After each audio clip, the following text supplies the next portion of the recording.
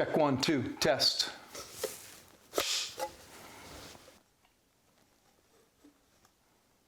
And that's the proper way you pour a stout. And all nonsense about in the bars when they give you a Guinness and they turn it upside down and yeah.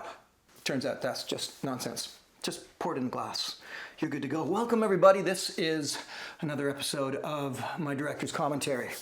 I'm kind of stoked for this. This is an episode that, like so many of these when I go to do this with you, that I have not seen in probably 15 years.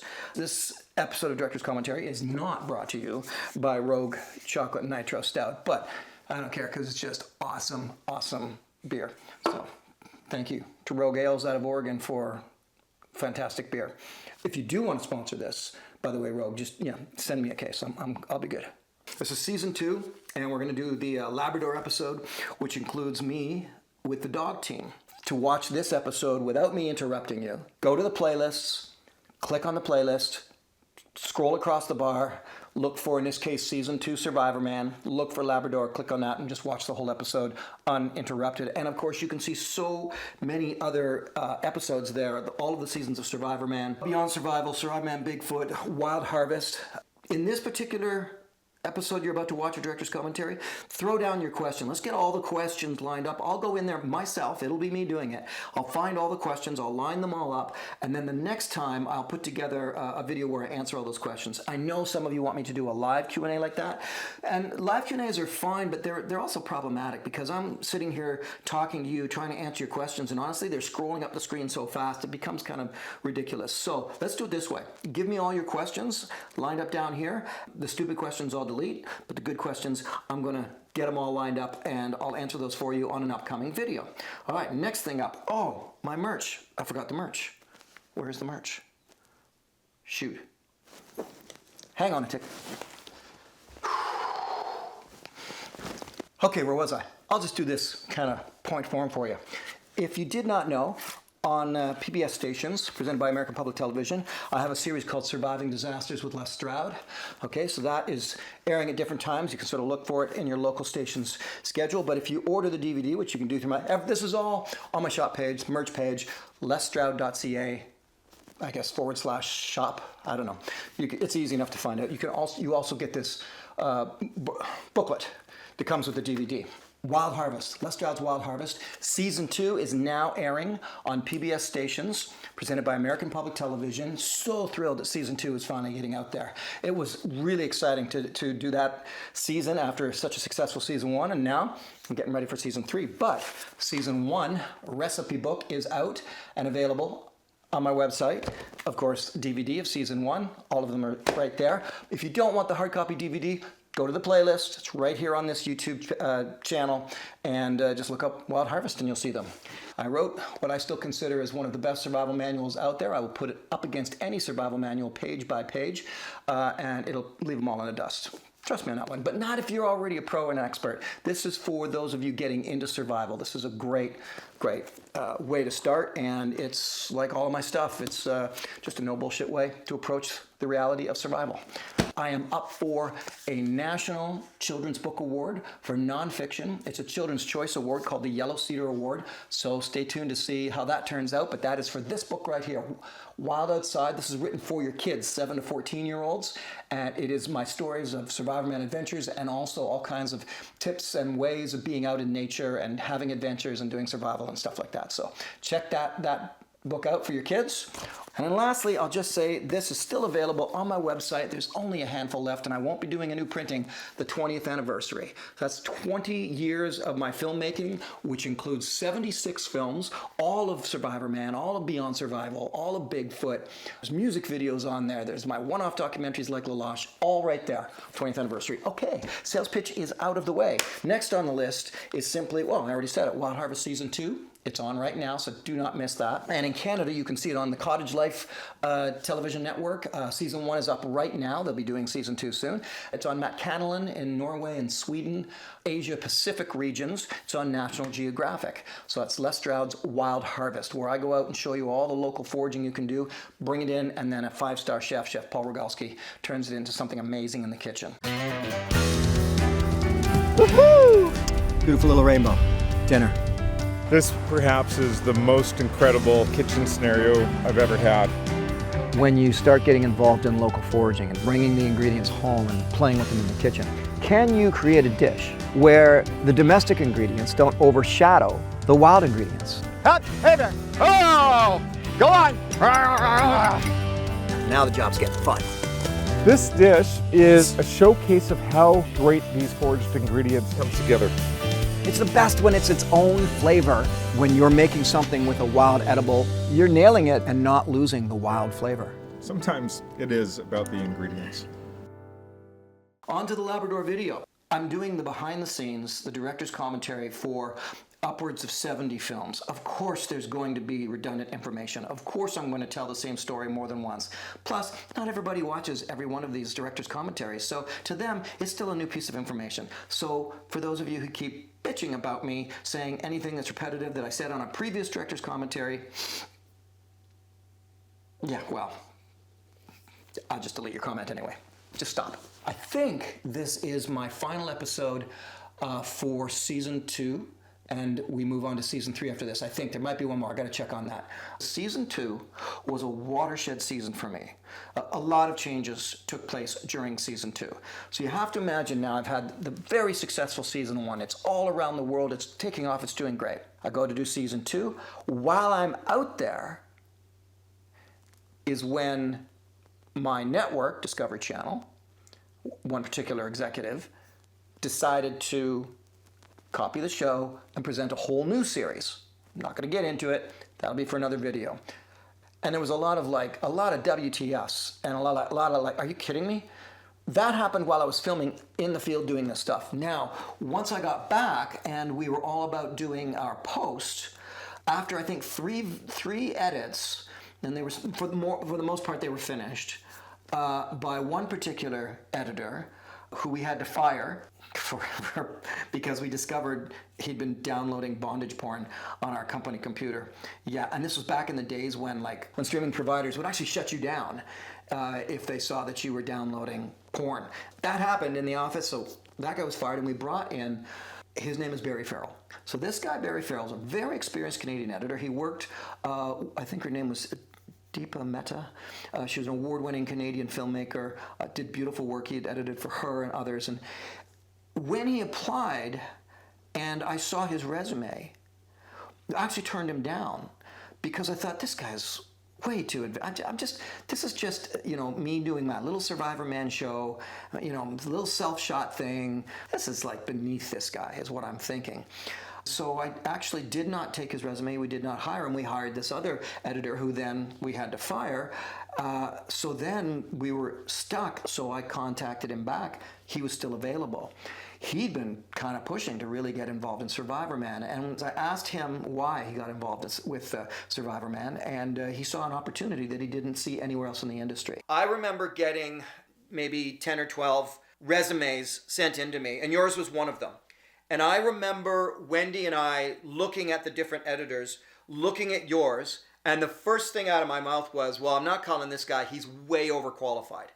And I remember thinking, you were way out of my league. That's what I thought. I thought, this guy's way out of my league. But you were persistent for some reason. You kind of didn't let up until literally at one point I was like, well, fuck, I don't know. He says he wants to do it. I think he's going to be bored. But okay, and then there you were. You came up. You're also willing to come up. So what was it? Why were you attracted to the series at all? Series 1 had already played on air, so I knew you'd seen it.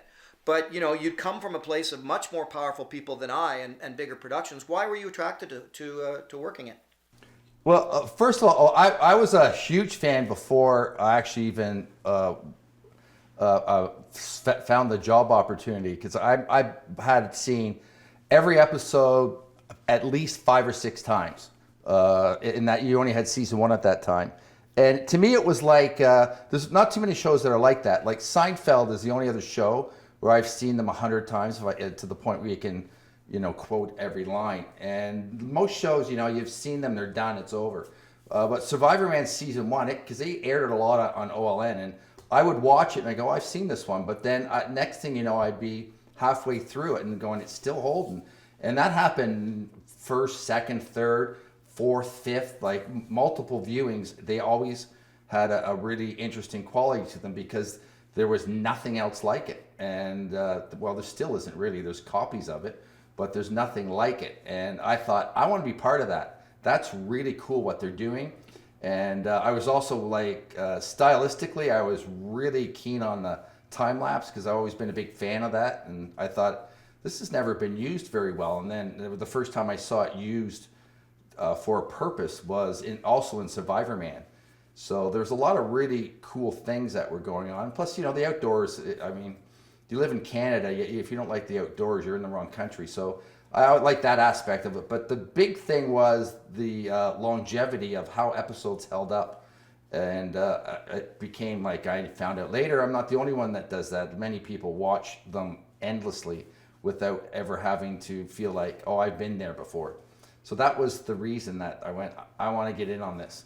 So Barry Farrell came on board as my editor, and that really did, I won't say it revolutionized the way Survivorman appeared, but it took it from this level and moved it up to this level in terms of its professional look in the post-editing suite, how it comes to you. Everything from the lower thirds, the text across the bottom of the screen, to the way the music is done, the coloring, all of that stuff. That was all Barry brought that in. Well, the first thing I thought of is this show needs to get into the high def format, which was right on the edge of it.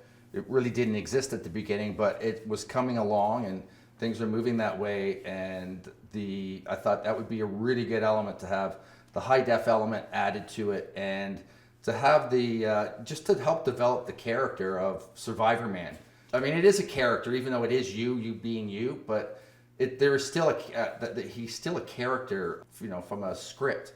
And although an unscripted format, which is really interesting, the fact of bringing in a sort of a nice story flow in high def with original scored music, this telling the adventures of this guy who's doing things that no one else is doing in such a crazy way, it was super appealing. And I thought that this could grow into something really great just by adding in different elements as they come available, like high def, you know, drone footage, different types of cameras, you know, developing music scores for each piece. It was such a raw piece to begin with that you just could not be involved in it. So he came on board, and I believe that this one we're about to watch is the first episode that he fully edited himself, whereas he took the other 3 episodes and he fixed them up a bit, but he could only do so much because they were already done. The first raw episode was Labrador. However, I went back and watched Amazon, Kalahari, and Africa. And I remember looking at them and saying, who the hell destroyed these edits? Because literally, out of the 240 odd edits in the episode, there were 240 dissolves.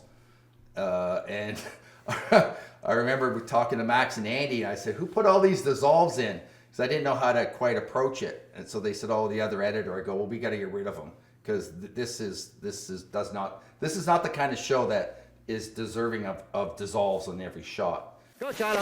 Go, Charlo! Go, Charlo! Ha! Ho! Ho! Ho! Hey! Ah!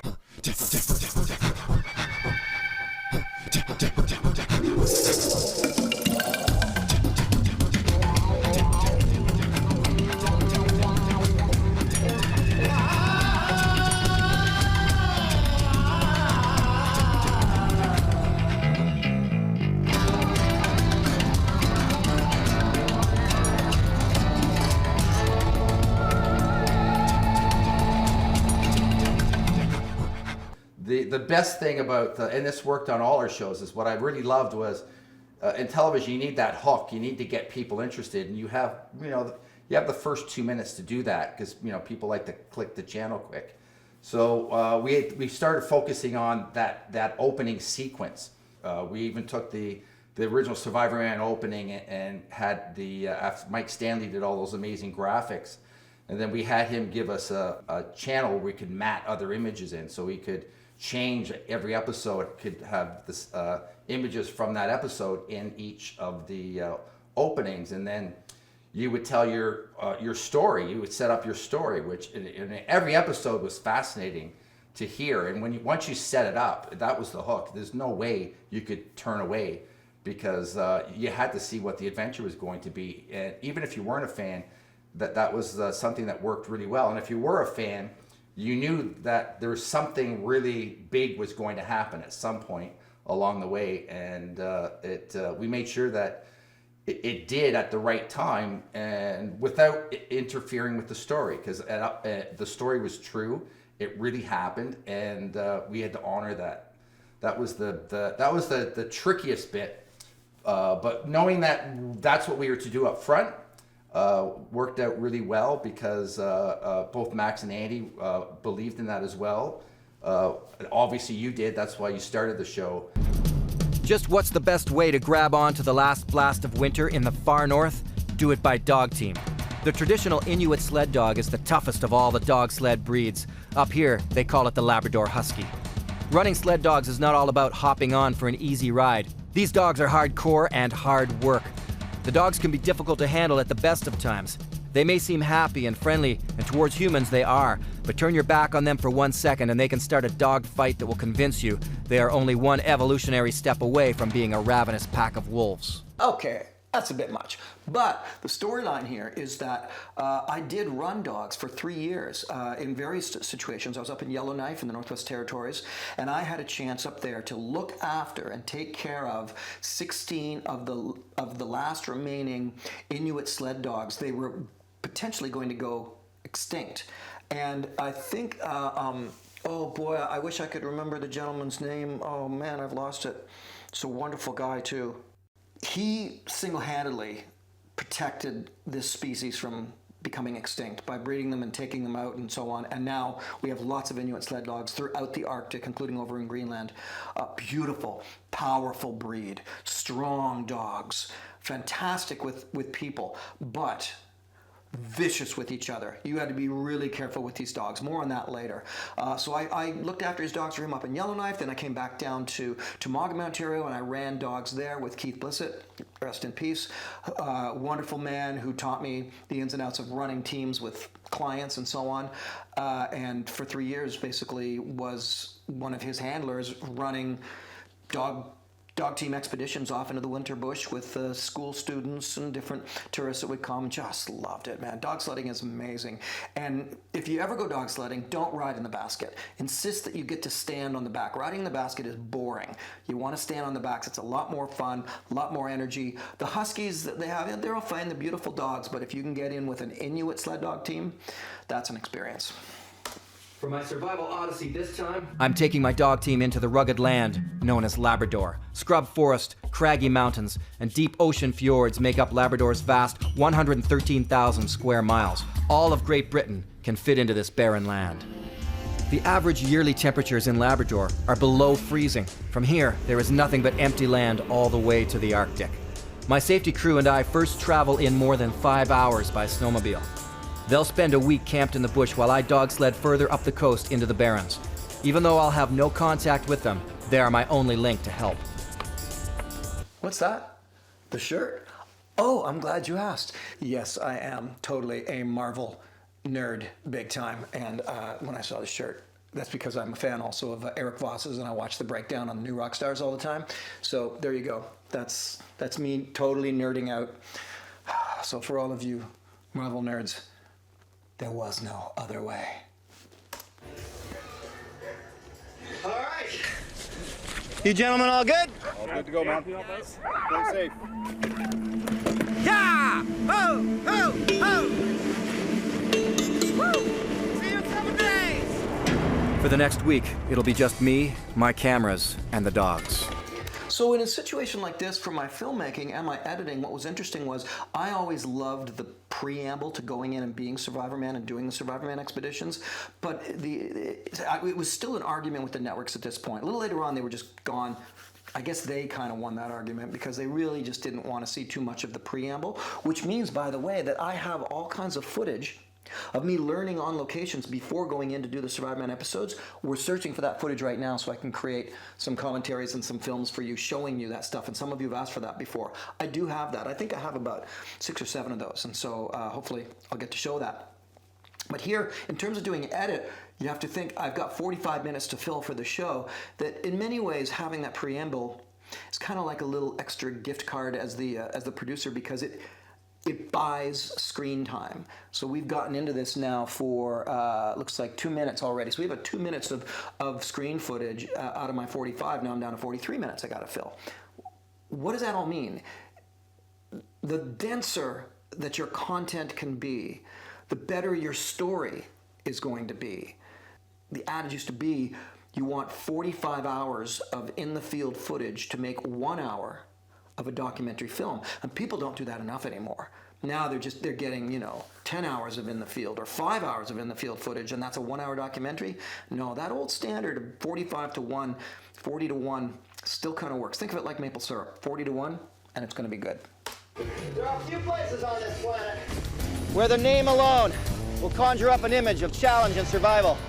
And Labrador is one of those places. It's late winter up here now. The nights are still cold and dangerously damp. And the days are getting long. We offer up a mixed bag of weather. It can be sunny and pleasant one day and have a brutal storm the next.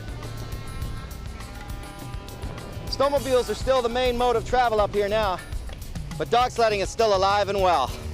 For the next 7 days, I'll travel through the subarctic forests of Labrador until I meet up with my crew. So something you want to understand about running dogs is they're always barking, and when you're in the yard with them, oh my gosh, they're barking like crazy. It's awesome because they're just all wagging their tails. They want you to come and see them and get them going and everything. They love to run. But once you get running, once you get going, absolute silence. If you go snowmobiling, so loud. No offense, snowmobilers, but honestly, I never became a rider because of the gas smell and the noise. Hated it, and I used to own snowmobiles and that. Hot air ballooning, super loud. Dog sledding, quiet. All you hear is the sound of the skis on the snow. It is beautiful, absolutely beautiful.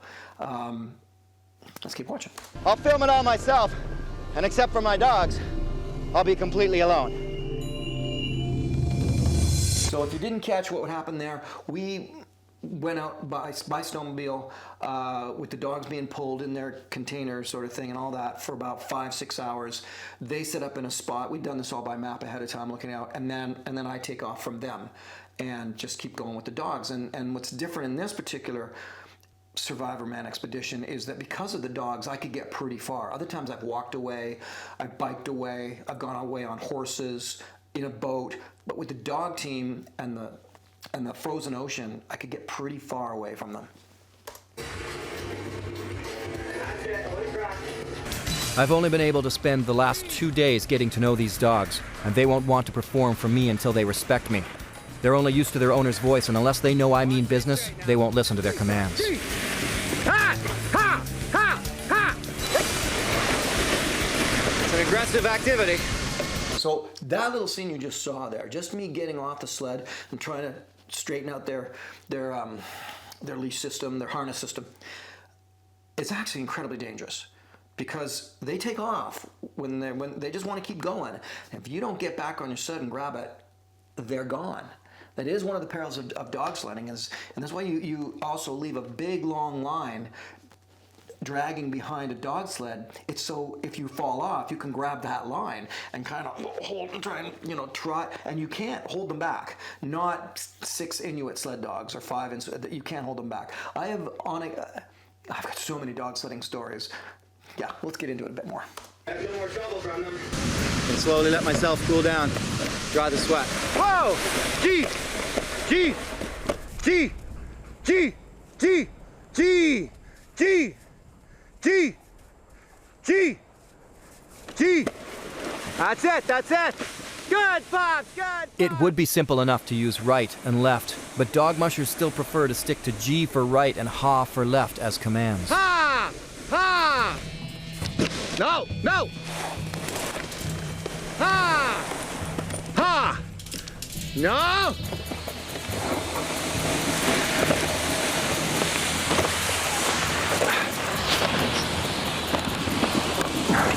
You have no idea how intense that is. It is so difficult to run dog teams. If you've never done it before, you can't do it. You have to be trained. You have to do it a lot. And you just pour with sweat. You've got, often I would be stripped down, but once they get going and if they're doing great, then you freeze, absolutely freeze. So working with them, hot and sweaty. Once they're running, if there's no interruptions, you freeze. And so now you're trying to dress and they're pulling you along and you're trying to get gloves on and coats on and all the rest of it. So running a dog team is, it's a little bit, it's controlled insanity. That's what it's like. Trying to run dogs. It can be tough, really tough. Oh, now I'm sweating. Almost lost the sled there. That would have been a bad way to start off the week. When they took off on me like that, I jumped on, and for a while there, they were dragging me. My hands were grabbed on, but my legs were behind the sled sliding in the snow. Go on now, go on now. Hey, G, CN, G, Chilo. You can see this. Go on, G. My team is made up of both male and female dogs, but the females typically make better leaders. For my pair up front, there is Shiloh and her daughter CN.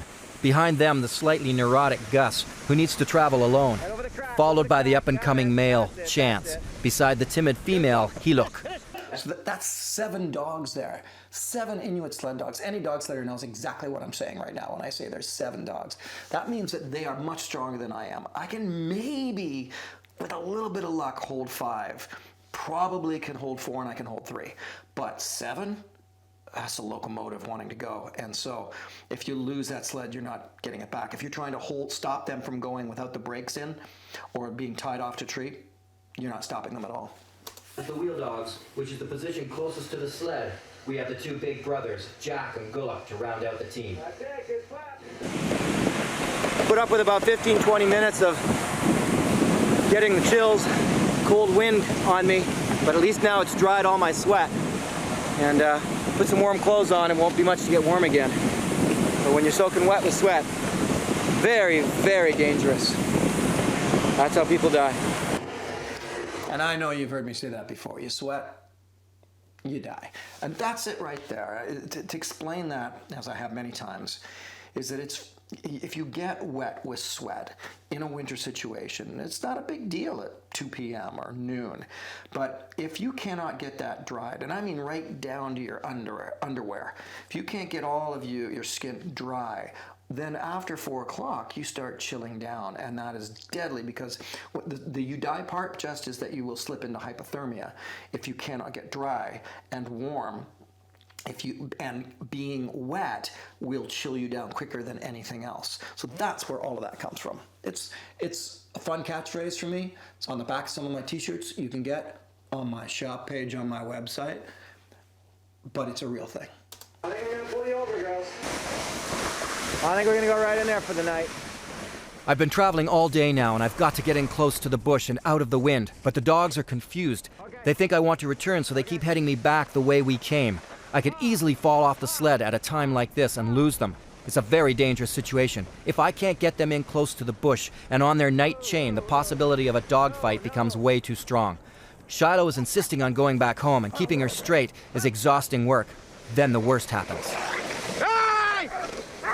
The only way to stop one of these dogfights is to become as angry and as tough, and in fact, tougher than the dogs themselves. If I don't, they may rip apart each other into a bloody mess, and in some cases, have even killed their own. No musher can afford to let that happen, and my soft rubber boots amount to a slap on the wrist for these extremely tough dogs. These dogs are really strong, and if they get into a situation where one doesn't like the other, or they get a scrap going, they get a fight going, they will rip each other's ears off. So many times while running teams, I've had to jump in the middle.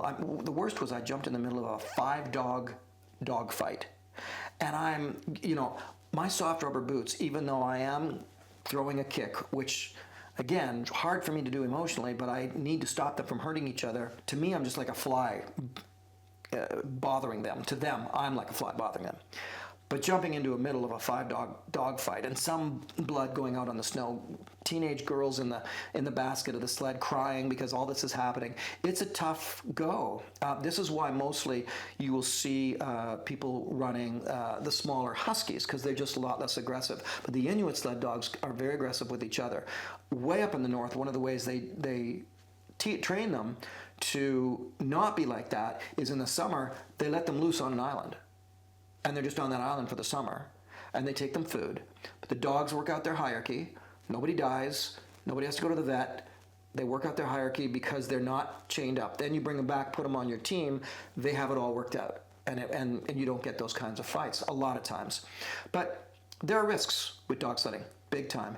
And so when I showed this particular scene and I went in, I think in Canada, as always, Canada had no problem with it. And we showed, hey, this is showing the reality of what it takes to run a team like this, is you've got to be as aggressive as they are to stop them from hurting each other every once in a while.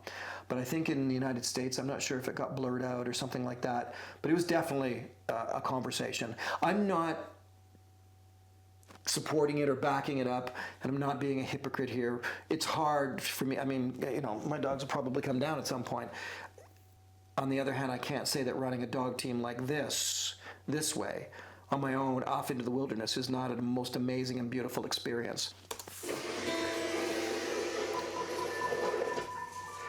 Now that the worst is over, I'm drenched with sweat at the most dangerous time of the day. Every effort must be made to dry my body out so that I don't attempt to sleep on top of 8 feet of snow with a damp chill running down my spine. And by the way, for the sledders, if they're wondering, well, why didn't you just, put in the anchor and one at a time take them over? Because the anchor was not holding in that sea ice very well, and they would have just taken off on me. So I couldn't one at a time take them over to the shoreline. They probably would have ended up in a big dog fight. I'd be hypothermic within minutes. This happens when my body core temperature drops below 98.6 degrees Fahrenheit, and my natural and normal body functions like shivering are unable to bring it back up. Simply put, hypothermia can kill you, sometimes in less than a day. Oh yeah. It's amazing to watch this back and to see that all happened in a couple of minutes, but that was hours of trying to work with those dogs to get them over to the bush. And I mean, I finally did. When you're on a bush trail, it's so much easier. So much easier. I had not done a lot of Arctic ice dog sled running. Most of my dog sled running was through the forest. So when you need to stop them, you can tie off to a tree. They're not going anywhere. Much smoother and easier. But this was my inexperience, really, more than anything, of running tandem team like this. There's fan hitch and the tandem hitch. This is called tandem hitch, 2x2x2. Fan hitch you've seen in the Arctic and on another episode of Survivorman, where they're all splayed out in a fan and they sort of work like that. That's more the higher Arctic. They'll do that because there's no trees. You can do that up there. So here, it was more about, once I can get into the trails, it's just a lot easier. We're gonna do without a shirt off. Because that's why I can look tough in the winter cold. It's because trying to get these guys hooked up took everything I had, and I was just pouring with sweat. And it's getting late in the day, so I'm just trying to dry my body off, cool down and dry all the sweat off before I have to put some more clothes back on and try to stay warm for the night. This is old butcher's throwaway meat, fit for the dogs, but not for me. This whole first day seemed like such a rush.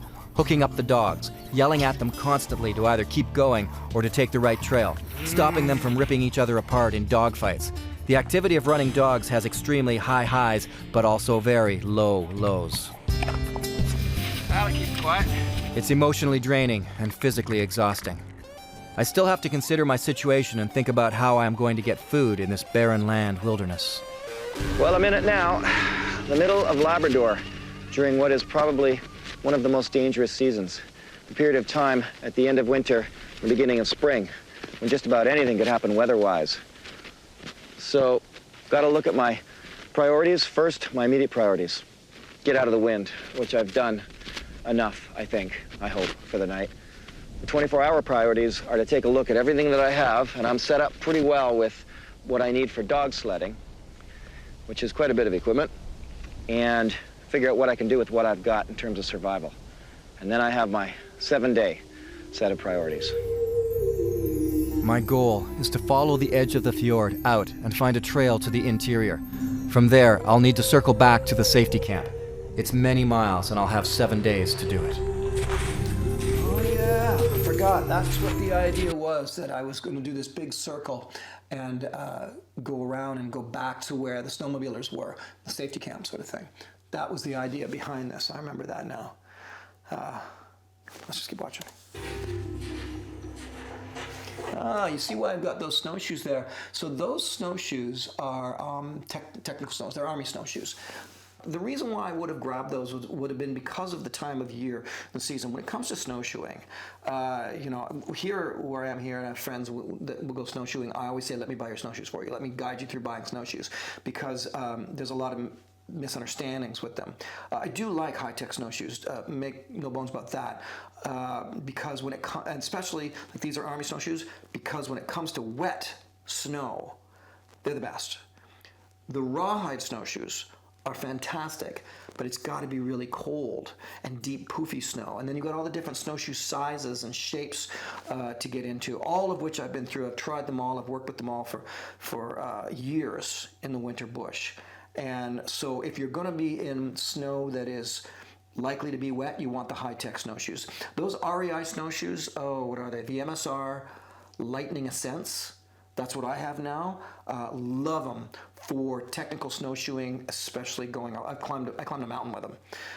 So they're phenomenal for that. But if you want to put me in far northern Quebec in the middle of winter in 8 feet of deep, poofy, powdery snow, I actually still want the traditional caribou hide and probably birch snowshoes made by the Cree, or not the Montaigne anymore, but the Cree. The Cree snowshoes I just love. They're phenomenal, but that's what they're good for. So, I mean, I probably have 9 pairs of snowshoes for all the different conditions. I wasn't going to do this. I was just going to sleep on the sled, but the wind's cutting across the lake, so I'm going to come closer into the bush here and sleep with the dogs, I guess.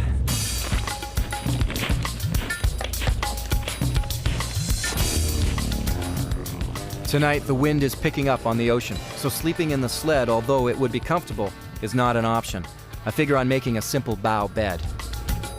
What was cool about setting up this particular scenario was the huge advantage of being able to have gear, because I had the basket of the dog sled. And so this was one of those situations where, honestly, I kind of thought, it shouldn't be that hard on me. The dogs will be hard on me.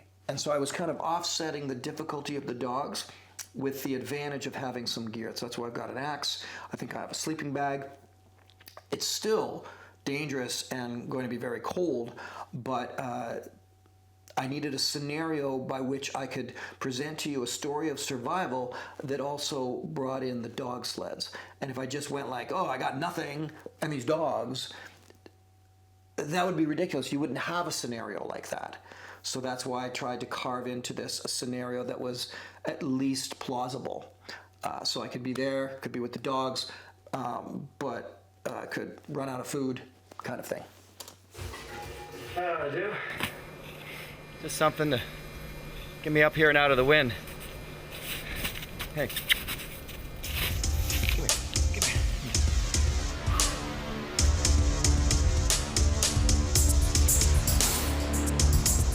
After a full day of running dogs and dealing with fights and wrong turns on the trail, I'm exhausted. I'm hoping I can do without a fire for the night. This time I have the luxury of an old sleeping bag and an axe to get me through this week. It could be an awful mistake not making a shelter, but sometimes the lack of energy can dictate just how much I can accomplish. Then it comes down to hoping that Mother Nature is kind and gives me just this one break. That can't be understated, that so often, especially if you're checking on reading about a survival scenario or ordeal or watching a film or something like that, and it's so easy for the couch critic to just, you could just do this. Why didn't you build a shelter? It's like, every situation is so vastly different, and you may not have enough energy to build a shelter. You could be injured. So understanding how to survive in the worst possible scenario, something that I try to push a lot. You know, whether I'm working as a consultant in search and rescue or teaching the military or running my own courses, I like to bring it down to, yeah, but what if you don't have that? Yeah, but what if you don't have this? Yeah, but what if? Yeah, but what if? And I try to do that until you reduce it down to, and if you were just stuck here, what would you do then? And once you've gone through a lot of nights like that, just being stuck there, you then understand what it takes to get through a night. And that's the way to articulate it. Survival is about getting through the night and going home. See, obviously one of my survival items, Which is to say, the axe. it's not about building pretty shelters. There's two reasons for that. Number one is that no self-respecting dog sledder would ever go out in the bush without an axe. Number two is that whether I'm making a Survivorman show or not, you won't find me out in the Canadian North in the winter without an axe. Not a chance. That's a real thing. You want me to do winter survival? An axe is going to be part of my kit, because without it, it would just be utter misery. And I don't care how good your knife is, you need an axe in the winter bush for survival. It's just, you got to have one. I love having one. Not a machete, not a knife, an axe. I'm gonna try something different this time. I'm gonna survive with an actual survival kit. I'll show you what's in this tomorrow when daylight hits. Oh yeah, so there's quite a few. Yeah, again, I guess I'd done so many Survivorman episodes that the idea here was, and I would hear people saying, well, can you show what it's like to survive with a survival kit? I kind of like doing that. I want to be careful with it because part of it would almost feel like camping to me. But by the same token, if your kit is set up properly, then that is a way to show what it takes to survive. And I love taking, you guys know that from a lot of different episodes, was I would buy something off the shelf in the survival section and try it while I was doing Survivorman, just to see, how's this work? Like you probably remember those little hand saws with the rings on each end that you do like this. It's like a chain and go around the tree to cut it. Useless, breaks every time. There is one version of it that has like a chainsaw blade that's really good. The rest of them are crap, they always break. But I always like doing that. This Survivorman was an opportunity for me to kind of walk my way through a lot of different pieces of survival equipment and truly test it out. And of course, discovering that a lot of it is junk.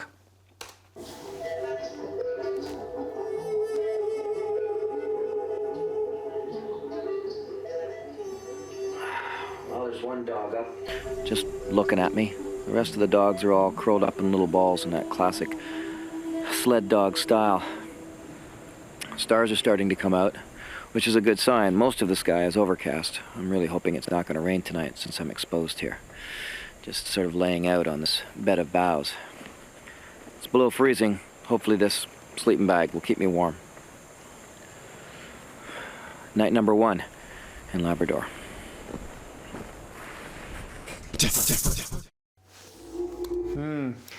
The advantage of the sleeping bag cannot be understated as well. Wow, that's such a huge advantage. As soon as you throw in a tarp and a sleeping bag, it just changes a survival ordeal immensely.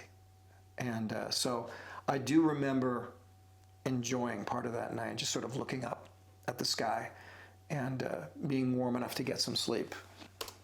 It's been nearly 24 hours of eating snow. A pot of hot water now will do the trick to lift my spirits and give me some warmth and energy, since there will be no food going into my stomach this morning.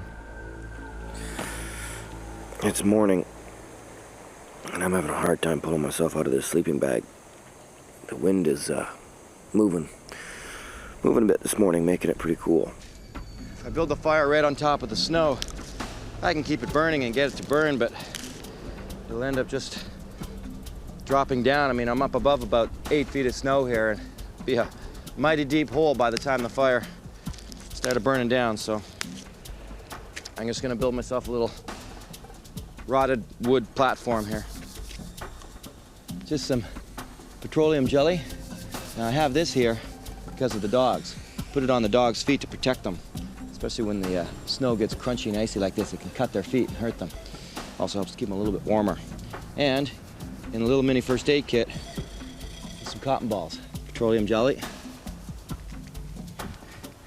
taken and mixed in with the cotton. Take a flint sparker here.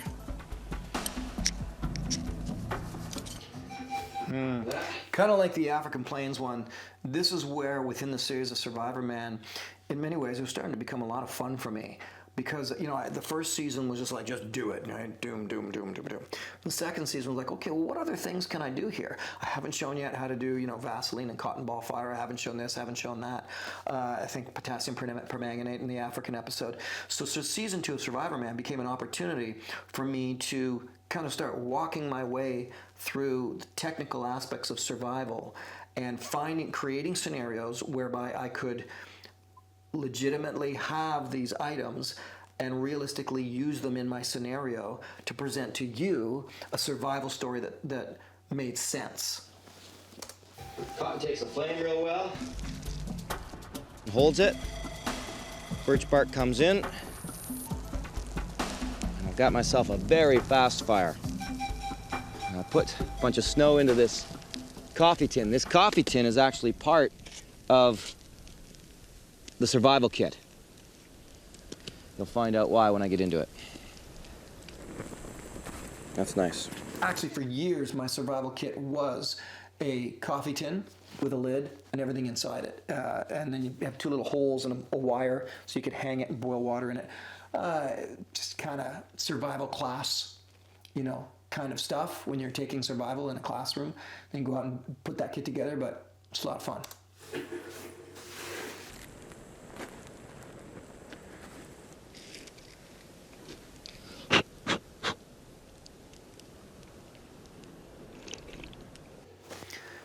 You know, realistically, I probably should have had some food with me. But the storyline was Les Stroud's not supposed to have any food with him or this and that. So in hindsight, looking back on this, I probably should have had some food with me because a dog sledder would have some food. You can run out quickly, I get that, and that would tell my storyline. But in the end, I should have at least had some jerky or something. Yeah, that's well worth it. Labrador is one of the most raw and unforgiving landscapes I've seen. Its Rocky Mountains are dotted with icy lakes, marshes, and cut by long fjords, an obstacle course of water. At this time of year, it can go from bone-chilling cold one minute to a warmth that will turn everything to slush the next. From the very first time I began surviving in remote areas and sharing it on film, I've been asked to do it with a fully stocked survival kit, to show how it can help, or to show how tough it still can be, even with the advantages. You've already seen me use an axe. In addition to that, I brought along just a simple .22 rifle. It's also a survival kit in itself, and I'll show more on that later. I use the coffee tin to boil water in, and I find the coffee tins work great.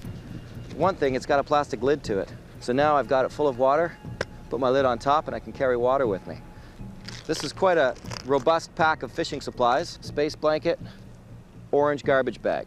Rope is always killer in survival. Something that's always been key to me personally when I'm out in the wilderness for survival is a saw. I've made the survival kit up myself from scratch, and it of course wouldn't be complete without fire-starting implements. With it, I'll make my way across this harsh landscape searching for good survival locations, places to fish or catch game animals. The dogs will do the legwork, and so the food stays with them. But all 8 of us will have to deal with whatever weather comes at us. And this morning, it's already threatening to make travel and survival tough. All right, it's decision time. Some of you have heard me say this before, but when it comes to survival kits, I do not endorse or support any survival kit that you can buy off the shelf. They all have junk in them. What you want to do is make your own survival kit with items you know how to use, you know the quality of them, and set that up based on a list, actually. Here, there's a little plug. There's a list of what you need in a survival kit in this book, in Survive. Set yourself up, but it's your own gear. Those packs you get in the shelf of Walmart or Canadian Tire or any place like that, nope. can't trust your life on those survival kits. You want to make your own survival kit. I cannot emphasize that enough. I made Survivorman Stroud survival kits once upon a time. I think I have about 100 left of each, which I have a solo personal one and then a group one. And honestly, I use them when I come out and do concerts. Because I'll do music concerts, but I'll also tell Survivorman stories, and I might do like a giveaway or something like that. That's all there is left of them, because they were too expensive. People didn't want to spend the money on those kits. Well, that's a lot of money for a survival kit. I can get this one over here for 14 bucks. Well, good luck with that one when it comes to saving your life. So I no longer market or merchandise those things. So my whole point is make your own survival kit yourself and know what you've got in it and that it works. All right, it's decision time. I was planning on sticking to the lake and traveling along the shoreline, but as you can see, a whiteout has moved in. I can't see a thing now. Can't see the other shore. I can see this shore and that's it, but if the dogs go out too far and I have to fight with them to keep them close to the shore, that could be tricky. I've decided to trust my senses and try to follow the shore during this whiteout. I can just make out the shoreline through the snow when the dogs get out too far, but the truth is, I don't think the dogs like the idea of being out in a blizzard any more than I do. One of the most dangerous times for running these dogs is getting them to jump across cracks in the sea ice or through slush. If the leader is timid about it, she may stop on me all of a sudden, causing a traffic jam and bunching the dogs all together in a tangled line of jaw-snapping, fur-flying, bloody mess. And the way to stop that is you have to play the brakes, because if she stops, you have to make sure that you stop so that the dog, you don't come up on her with all the rest of the dogs. So you have to be watching all the time. But if that lead dog gets timid and stops on you, it's just, that possibility is very real. So you want to be very quick with your brakes. That's it, girls. Good boy, Gus. Brakes? Oh, the brakes are just a big claw. Sorry.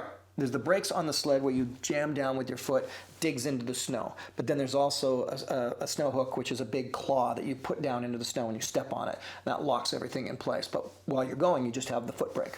Gus. That's it, Chance. That's it. Good girl, Helok. Good boy, Chance. Chance, look ahead. Look ahead. Up, Chance. By far, the greatest danger is falling off the sled or losing the dog team. If I let go for a second, this pack will be long gone, and I will be completely stranded. There's no way I could catch up to a dog team in full run.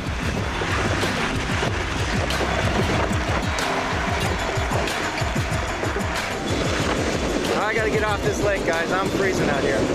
Whiteouts and wind. This is, and I know those of you who've been out there know this. And you know this because I've said it before. What do I worry most about when it comes to weather? Wind. Always wind. Oh no, rain. No, not rain. Rain, I can, if it's not windy and it's raining, I can probably get out of it or wear clothing or what have you. But wind will take you out every time. Wind has stopped me more in any adventurous situation out in the wilderness than anything else. Wind, trying to go up against the headwinds in a canoe across a lake, being out on a frozen lake and the blizzards and the winds blowing. Wind. If it's going to be a super windy day, that's a day just to stay put. Take me somewhere into the trees. We can get warm. Maybe this is a good place to tell you a story. Survival Day 2. I'll tell you a story in a bit because it's kind of behind the scenes of what happened before all this back in the town. All right. Good girls, good girls, good girls. That's it, that's it. After a full day of overheating and even sweating on the inside of my clothes, while my fingers and toes deal with frostbite, I finally make it to the bush trail. My chance to get out of the wind and off the ocean ice. And as you can see, snowmobilers have broken the trail, so that was how I was able to find this particular trail, and because they've broken it for me, which is great because that's going to pack down the snow. I think we found our trail. Go on, boys. That's it, Gullick. That's it, Jack. Good boys. That's it, that's it. Don't mind the slush, girls, don't mind the slush. These Labrador bush trails go for miles and miles through the frozen subarctic, and many people have perished out here. Recently, the government began constructing small survival cabins spaced out along the trail for emergencies. And this time, I'm the lucky survivalist about to take advantage of a cabin they had built on this trail only a month ago. Now, this was awesome. Now, I was told that I'm likely to come across them, but I wasn't sure where any of them might be. So I remember finding this, and I was like, you've got to be kidding me. Now, if you're looking at, well, that's not survival. Well, yes, it is survival. It's just like in Norway when I show breaking into a cottage, because survival is survival. And for example, it's actually not illegal, at least in Canada that I know of, it's not illegal to break into a cabin in the woods if you need it for survival. Obviously, you don't want to ransack the place and trash the place. Right? This is about survival, but it's not illegal to break in if you absolutely need it in a survival situation. In Labrador, they actually make these little huts for that purpose, so that you can have a survival cabin to get into if you're stuck out there, probably if your snowmobile breaks down or you run out of gas or what have you. So that's what brought this all about. The skies have a strange look to them, and I'm betting the weather will continue to change constantly while I travel.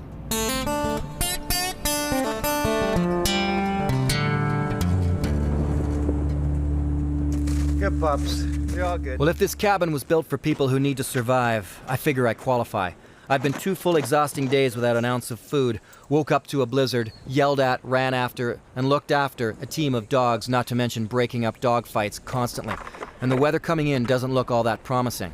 So for now, I am without food or fresh water, but at least I can escape the elements for a night. I can't take the food from the dogs. They need that food to pull me. Now, in times of survival, it's happened.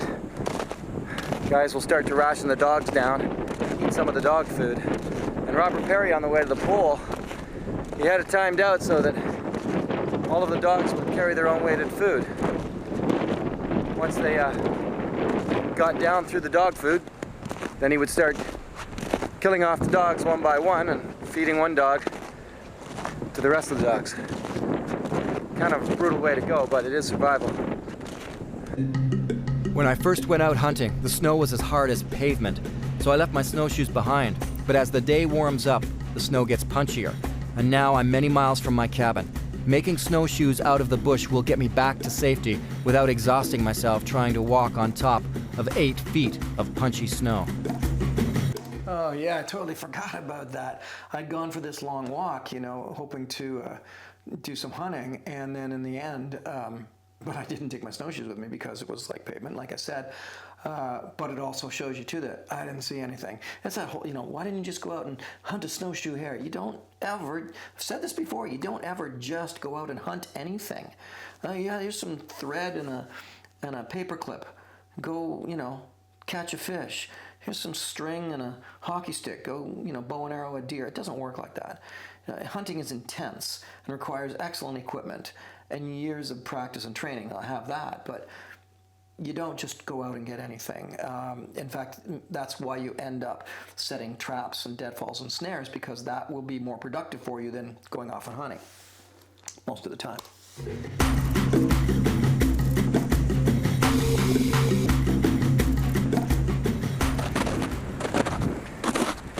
Oh, we got a few items here. All right. Got a meal.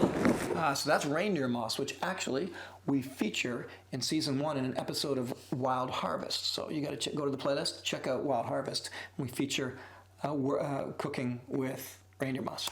I want to crisp up some of this reindeer moss in the brown butter.